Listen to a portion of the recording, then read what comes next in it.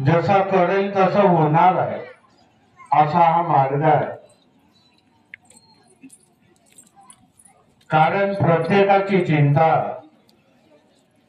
त्या भगवंताला। आपण म्हणतो हा कर्माचा मार्ग आहे, कर्म करावं लागेल, पण जो कर्म करत नाही त्यालाही भगवान खूप देते, त्यालाही भरपूर मिळाला आहे। जो कर्म करत नाही, बिना कर्म केल्यानंही मिळते। कर्माचं सूत्र भगवंताने आपल्या हातामध्ये दिलं। आपण कर्म करतो